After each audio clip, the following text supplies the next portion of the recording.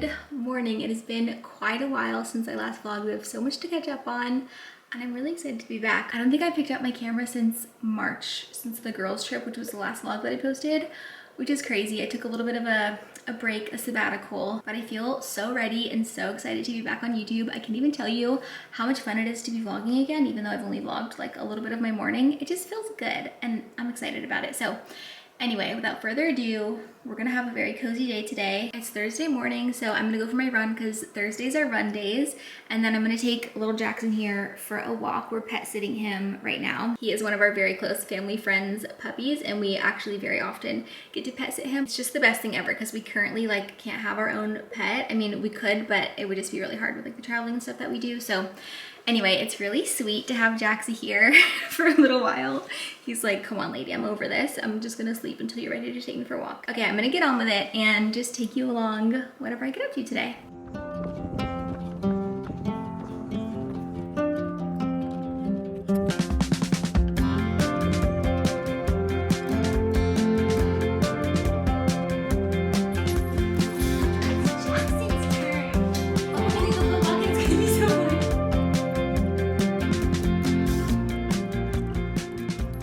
About 11:30 now, so I just made myself some breakfast, even though I usually eat a little bit earlier than this. Just today the morning got away from me a little bit. I did have a peach earlier though. These peaches, I know it's not technically peach season, I guess, but these are so incredibly yummy and sweet and juicy. So I've been loving peaches lately. But I just toasted some French baguette, did peanut butter, banana, and maple syrup on one, and then cottage cheese and chili crunch on the other. And this is so good. I like to have a sweet and a savory option. I'll eat the savory one first and then the sweet. I'm just on my way to get a coffee because I need a little pep in my step and I thought it'd be a fun little outing for the vlog. So we're going to Dutch Bros, which opened fairly recently where I live.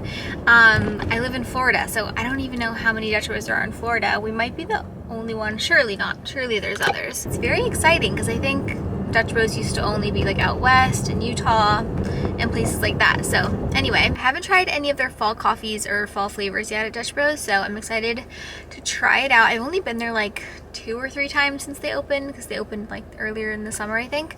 But I'm excited. Also, I saw that Starbucks came out with a pecan crunch, or pecan crunch, whatever you want to say. My mom's from Alabama, so I say pecan because I'm from the South. But yeah, I'm excited to try that as well. My sister-in-law actually texted me yesterday. She's like, Sophie, you have to try the pecan crunch. It's so good. And I trust her judgment because she's a cozy queen like me. So that is exciting. I'm kind of tempted to just go there and do that right now, but I actually just missed my turn for Dutch Bros because I'm being dumb and not paying attention, and I'm vlogging and like my brain is focused on the vlog. So I guess we're going to Starbucks. Maybe we'll do Dutch Bros in the next vlog. I feel like this was meant to be. This was supposed to happen because it was like 2 roads diverge. One goes to Dutch Bros and one goes to Starbucks, and I subconsciously took the Starbucks route, and we're just gonna have to go with God on this one. Anyway, once I get home with my coffee, I want to sit down and chat about books for a little bit because it's what I do best. I don't know if I do it best. I'm actually not great at talking about books. Like, trying to describe what a book is about for me is so difficult, especially when you're factoring in like trying not to spoil anything, which is why I started Jolly Cove, my little book club podcast, because I just want to like talk full spoilers with other people that have also read the book. Like, it just makes me so happy, and that's easy for me, and that's what I'm good at. But trying to be like coy and not give away too much when you're talking about a book that you love, I find to be very difficult. Anyway, I'm rambling and the car audio is probably not the best, so I will see you when we get to Starbucks. Okay, I'm just now seeing that they have a iced apple crisp non-dairy cream chai. It's too late now. Too many fun fall drinks to try. I'm excited. Thank you so much. It looks and smells absolutely wonderful. I'm gonna find a parking spot and do a little taste test. I just ordered it how it comes, and it comes with oat milk and blonde espresso and this like pecan crunch cold foam on top. Apparently it's a non-dairy sweet cream as well, which I've never had. But you can see the topping, there's not much of it. It just kind of looks like a little bit of sprinkle of sugar. Why is that sound just the best thing ever? Okay, moment of truth.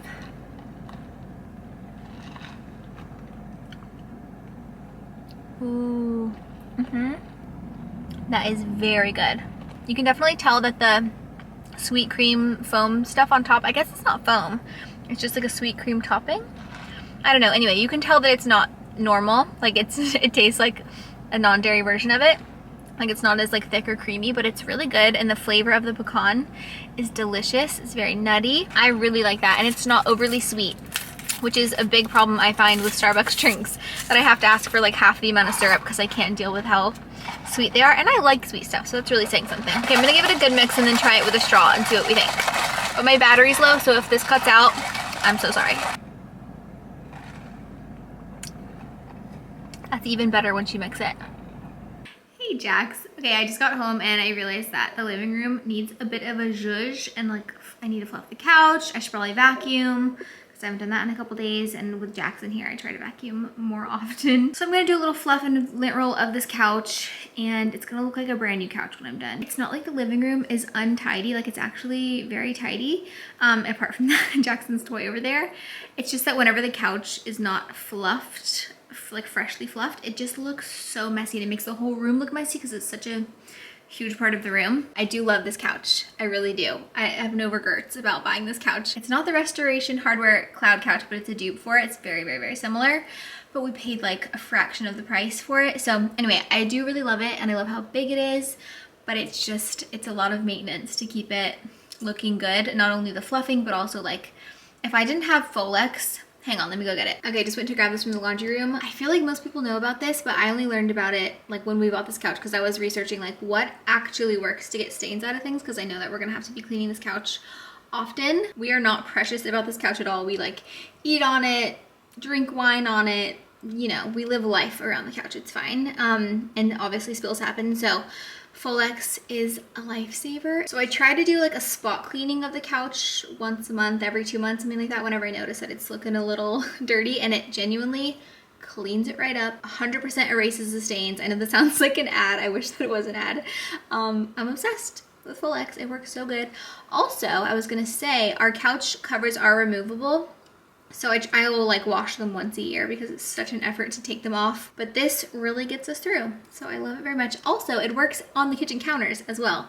Anytime there's a stain on the kitchen counter, immediately lifts it up. It's like genuinely a miracle. It's like a magic eraser, but in spray form. Here it is. Take a screenshot so you don't forget, or just go ahead and order it on Amazon right now. I will link it below because it is actually life-changing. Okay, that was a very long Folex tangent. Sorry about that, but I'm gonna fluff the couch and see you on the other side.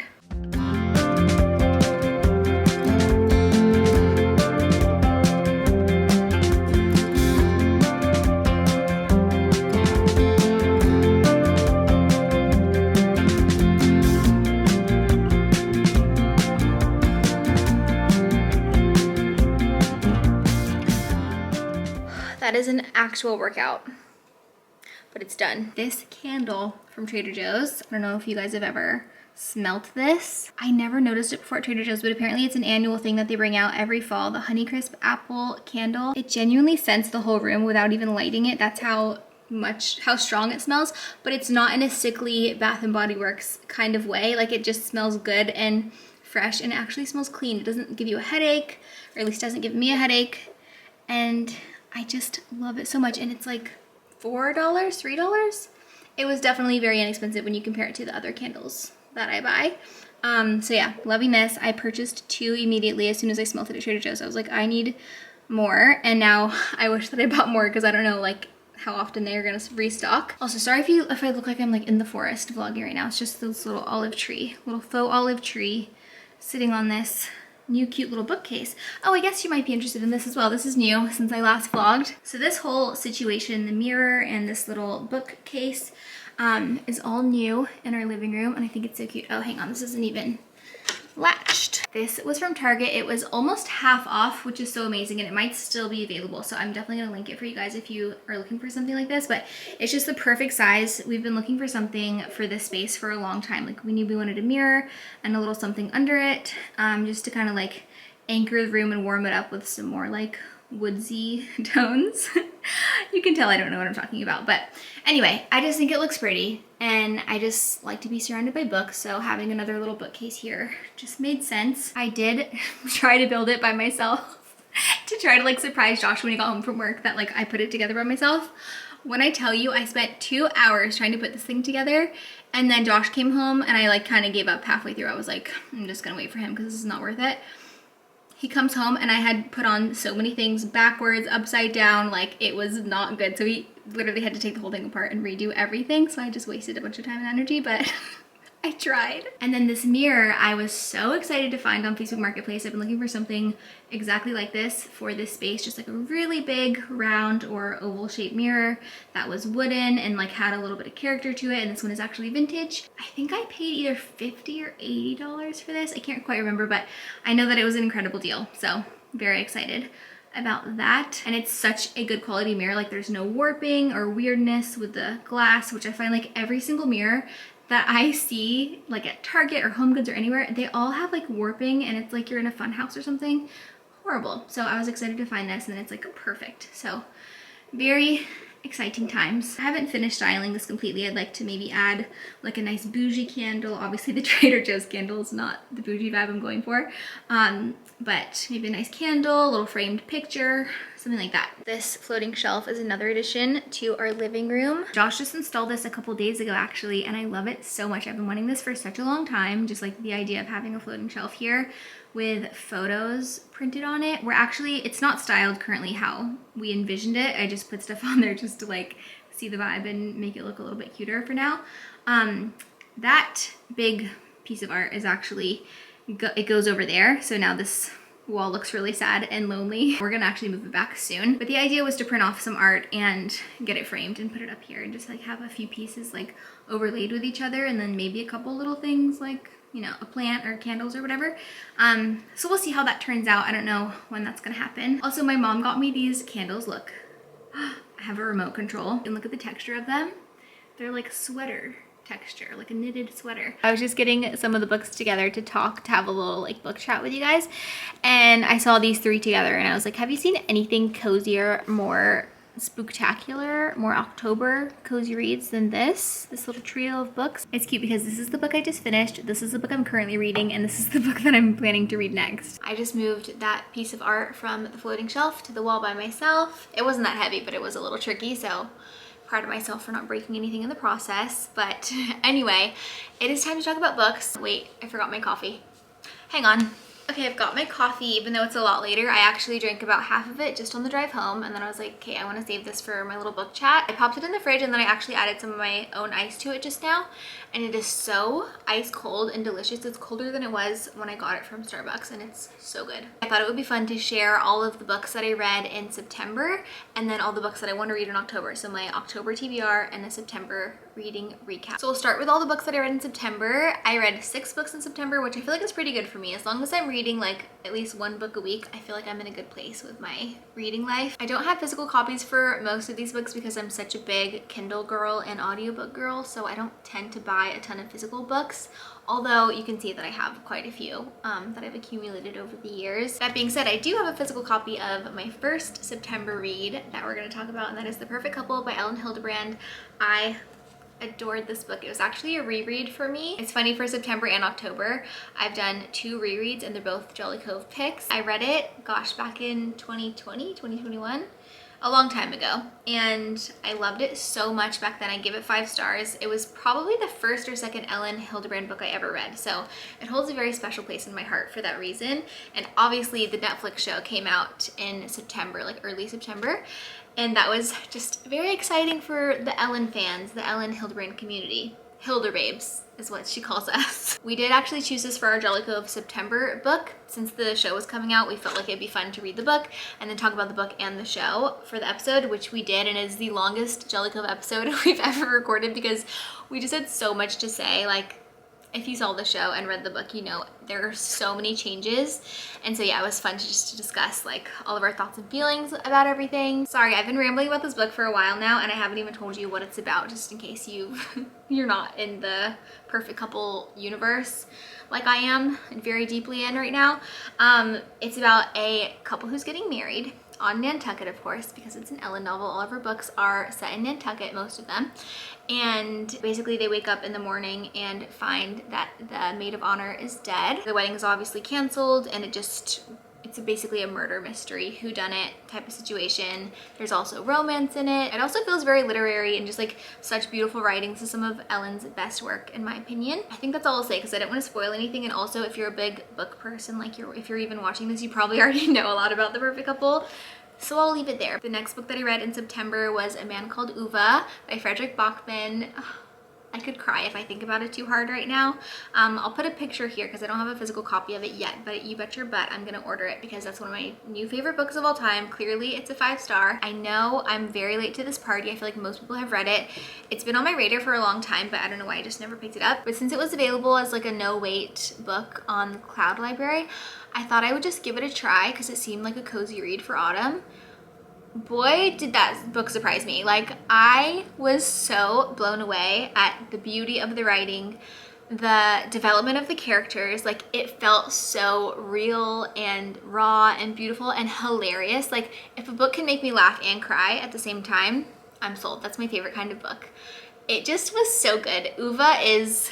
he's gonna live in my heart forever now, even though he's not even real. I went into this book completely blind. Like, I knew the essence of the story, that it was about a grumpy old man and that some new neighbors moved into his neighborhood and they had little kids, and it like basically just shook up his life quite a bit.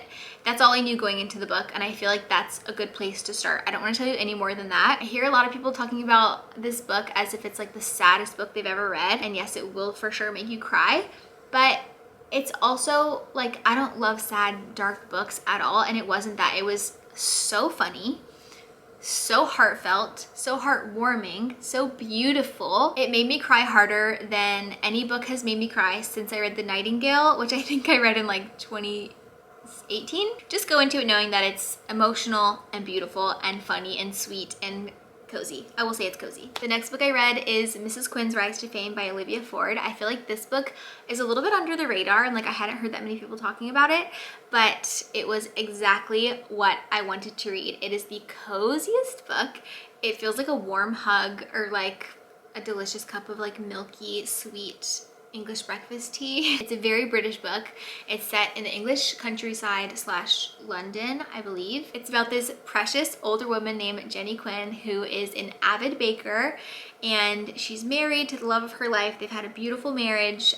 She is keeping a very big secret from him, which she has done since they met. So that's like a subplot of the story, but I would say the main plot of the story, or at least my favorite part of the story, is that she applies to be on Britain Bakes, which is basically the equivalent of the Great British Baking Show, or Bake Off as they call it in the UK. And it just follows her whole journey going on the show. And then also with the underlying plot of this big secret that she's been keeping from her husband. I think I gave it 4 stars just because I wish it was more focused on the Bake Off element and a little bit less on like her backstory and like the other plot of like the big secret and all that stuff. It was good and it added a lot of depth, which I think a lot of people will love that aspect of it. But anyway, I adored it, and I would recommend it very highly to anybody, especially if you're a Bake Off fan. Oh, and it came at the perfect timing because Bake Off just started last week, so I started reading the book like a few days before the first episode of the season of Bake Off premiered, and so it really got me in the mood and like got me so excited about Bake Off season, which is just the best thing ever. I'm such a big Bake Off fan. Next, I read The Storied Life of AJ Vickery by Gabrielle Zevin. It was really, really good. I really enjoyed it. I listened to the audiobook. Someone said that if you loved A Man Called Uva, you'll probably love The Storied Life of AJ Vickery, which is true. I can see where they get the comparison from because AJ Vickery is a very grumpy man. He's not old though. He's like in his 30s, I think, whenever we first meet him. He's a bookstore owner, and so it is a very cozy read. I think it's perfect for this time of year. I gave it 4 stars. It was like nothing life-changing, not anything compared to A Man Called Uva for me. But it was a really fun story. I would say it's like literary fiction, I guess, would be the genre. There's definitely romance in there. I don't know that I'll be thinking about this for a very long time. Like, I don't think it was a very impactful read for me, but still very enjoyable and cozy. So, and the last book I read in September was The Very Secret Society of Irregular Witches by Sangu Mandana. I adore this book. Like I said, it was a reread. I actually read it last October. I think I read it in the last week of October last year. So it was very spooky Halloweeny vibes. Not that this book is spooky at all. It's very cozy, very sweet and wholesome. But it is a witchy read, so it's like the perfect thing to read in October, obviously. It is our Jolly Cove book club pick for October, so the episode will be out later this month if you want to read along and listen along to that. The little blurb on the front of this says, a warm and witchy hug of a book, and that's exactly how it feels. The setting of this book is so cozy. It's in like this old beautiful mansion, like set in a cozy little coastal seaside town in the UK. Another sweet, cozy, wholesome book that really puts you in the October cozy, spooky, witchy feels, but without being scary, which is exactly what I'm always looking for this time of year. I will say I gave it 5 stars, like with no questions asked the first time that I read it. The second time, I think it's more of like a 4.5 for me. I didn't get that like punch in my gut, like 5-star feeling the second time around. Still stand by that this book is so good, and I'm so excited to talk about it on Jolly Cove very soon. So those are all the books that I read in September. Okay, now for my October TBR, the books I want to read in October. I have 10 books on this list for October, and I'm sure I won't get to all of them because, like I said, I read, if I'm lucky, 2 books a week is like really good, which is 8 books a month. So getting to 10 I feel like is a little bit of a stretch, but these are books that are on my radar that I would be happy if I get around to reading them in October.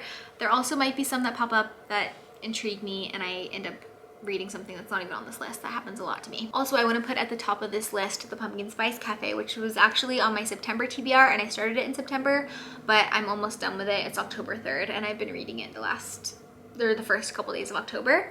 So I guess this one can be included as well. Really enjoying it so far. It's just a very cozy, how many times am I gonna say cozy in this video? A million. That's just normal for me, even when it's not fall. Anyway, this book feels like a Hallmark movie, but like a little bit more spice to it, I guess, which I kind of wish it just stayed more sweet and wholesome and less trying to add in that spice factor. I don't feel like it adds much to the storyline at all. This book is heavily inspired by Gilmore Girls, which I actually just started watching for the first time ever this like past couple weeks, and I'm enjoying it. But anyway, the author's pen name, because this is not her real name, is Lori Gilmore. So it's very clearly inspired by Gilmore Girls, and like the town in this book is very heavily inspired by Stars Hollow. It's a good book if you want to read something very atmospheric during this time of year. Next up for me is going to be Rewitched by Lucy Jane Wood. This is her debut book. Look how cute this cover is. I just love it so much. I feel like I can judge this book by the cover because I've heard that it's just a very cozy, wholesome, delicious read, which you know, that's my vibe. The back says, in this spellbinding, warm and cozy debut novel, a burned out witch will need to turn to her friends and trust herself to find the magic in her own life again. Sounds great, right up my alley. Can't wait to read it. Next up, I want to read Here One Moment by Leon Moriarty.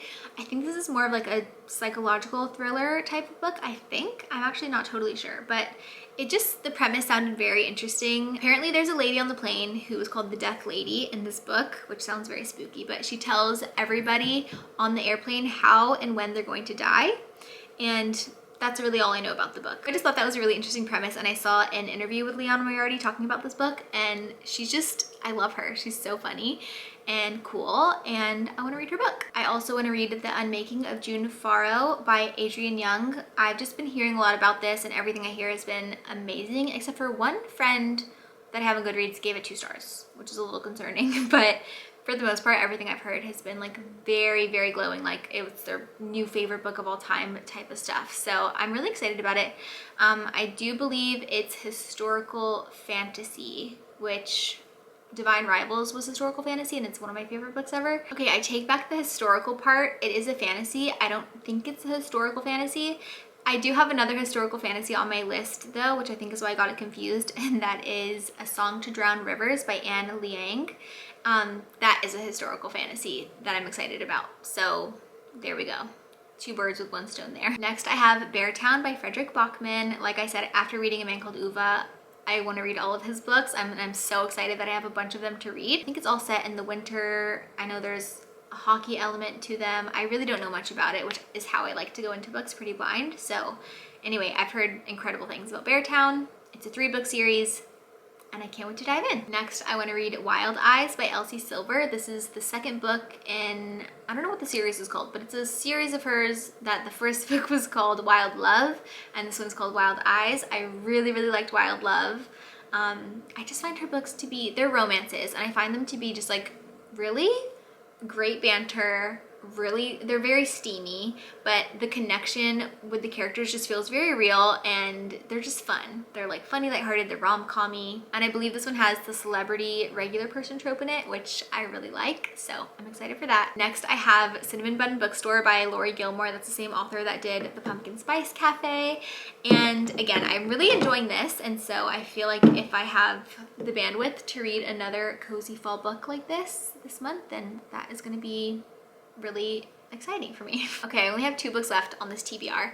One of them is going to be my thriller of the month, my thriller of the year actually, because I don't read thrillers very often, and I've heard that this one is very creepy. Like, it says, the blurb on the title, or the blurb on the cover says that it's very creepy, so I'm like kind of scared, but I do like to push myself out of my comfort zone sometimes and read something that spooks me out a little bit, especially this time of the year, you know, 'tis the season.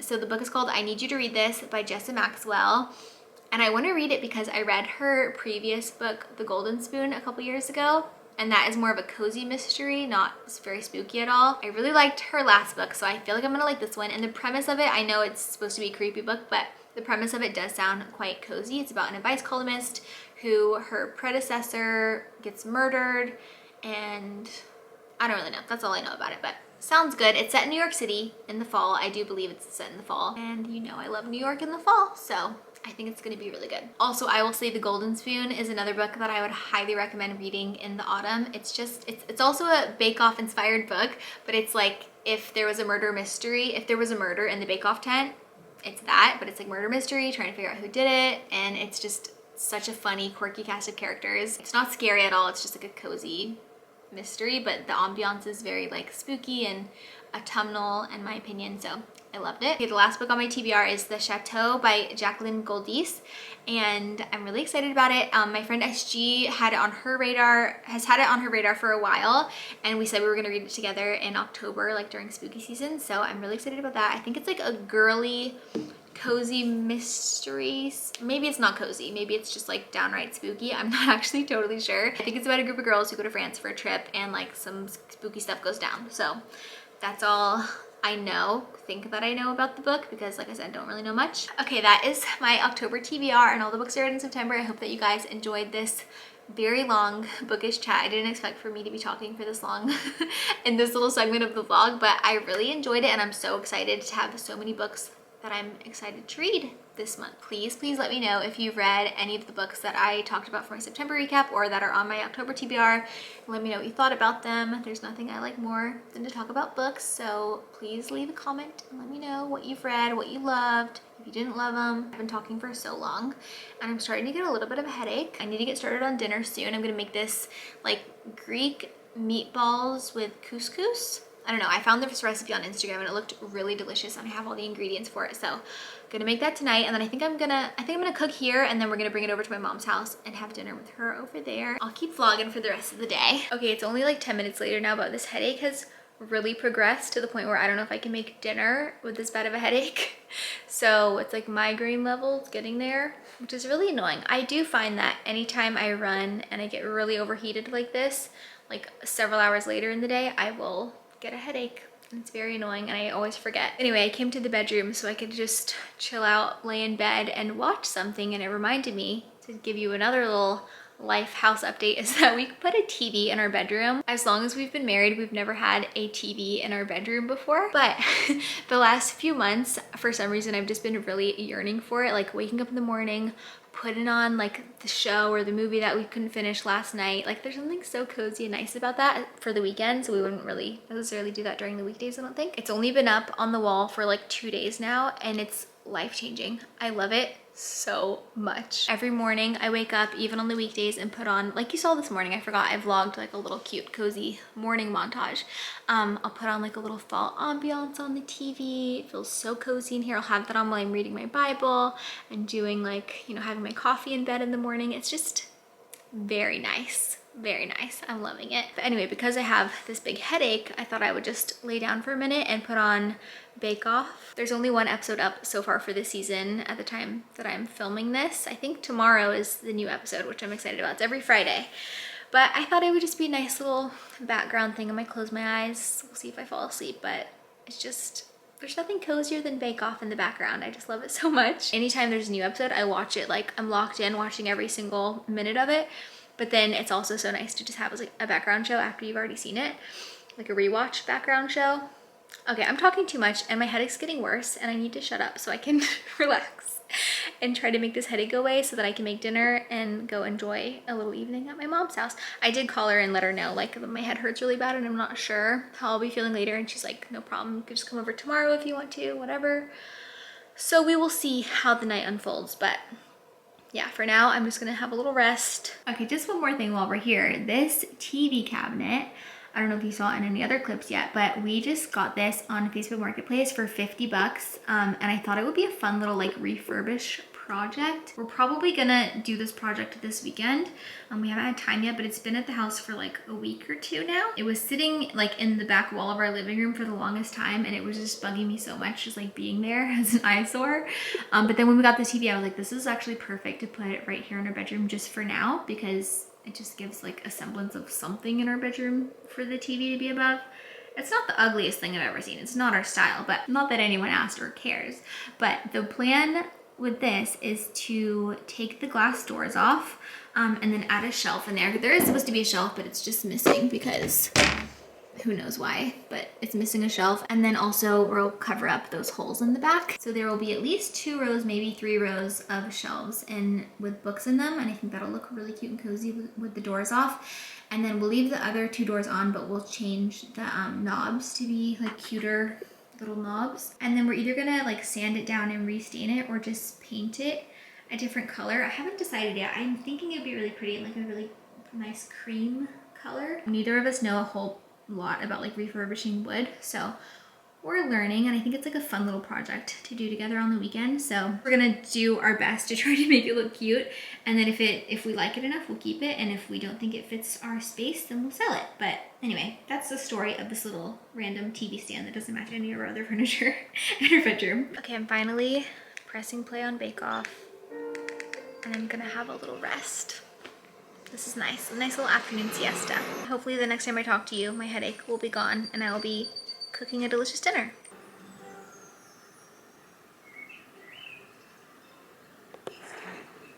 It's about 40 minutes later now.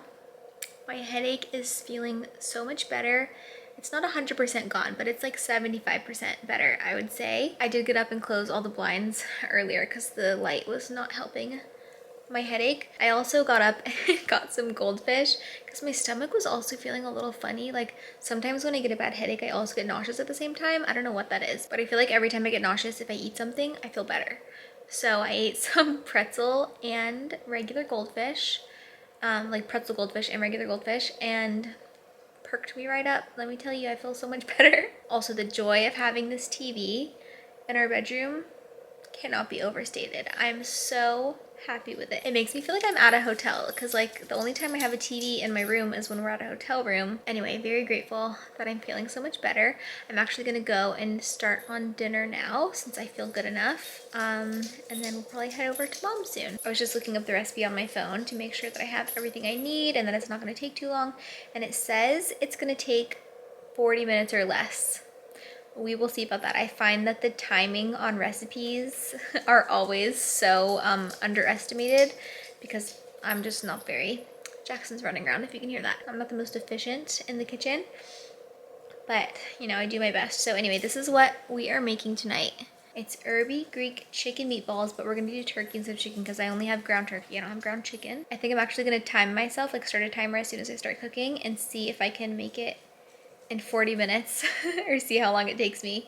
I just feel like that's a fun little experiment. I'm just procrastinating at this point because I don't want to get out of this cozy bed situation, but I'm gonna go cook now. Okay, here we go. I'm starting my timer now. Your grade, and it was like, this is the treasure. One day you like miss it where you're like, oh, we didn't play today, but then it just always. I knew she was from when you get it. And I was first. Those were like... Okay, it's been 41 minutes. And we haven't put them in the oven yet.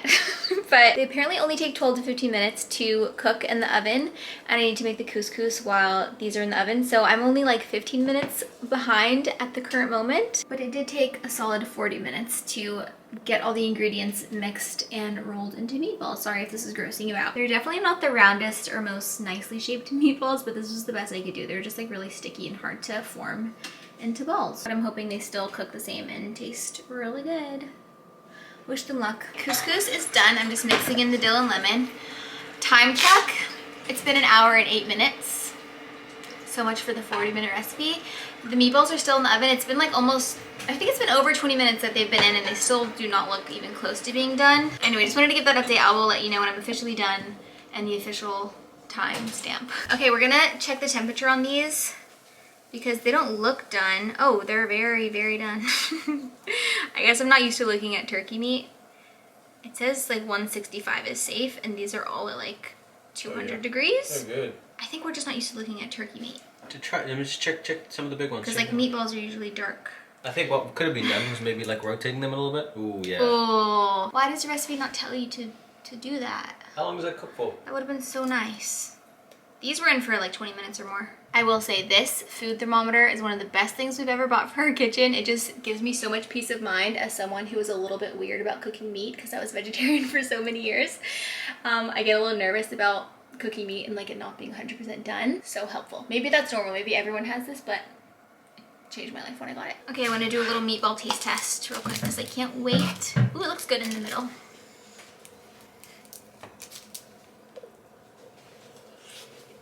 It's very hot. Is it good? Very little. You said very good? Mm-hmm. Ooh. Wow, this is so good. It tastes crazy healthy. It's delicious. It is very healthy. Like clean. Tastes clean, that's the word, yeah. These are amazing. I'm so happy they turned out good. Oh, sorry.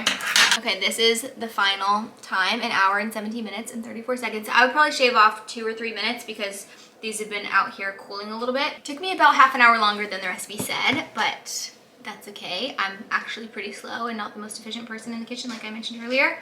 Like if Josh were making this, he might have gotten it really close to 40 minutes, but anyway.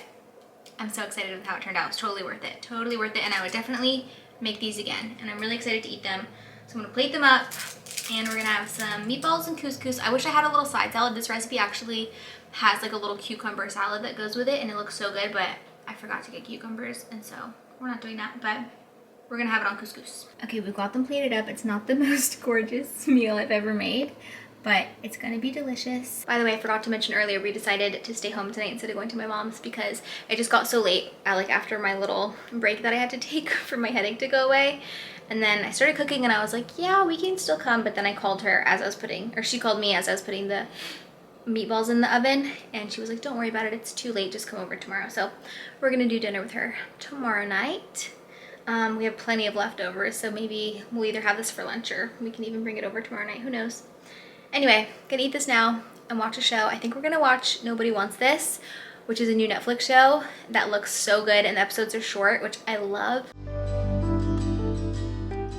It's like 9:30 now. I'm just gonna wash my face, do my skincare because I showered earlier after I usually shower at night right before bed, but since I ran, I ended up showering right after that obviously because I was so sweaty and disgusting. Anyway, I do still have some makeup on from earlier, so I'm gonna wash my face, do my skincare.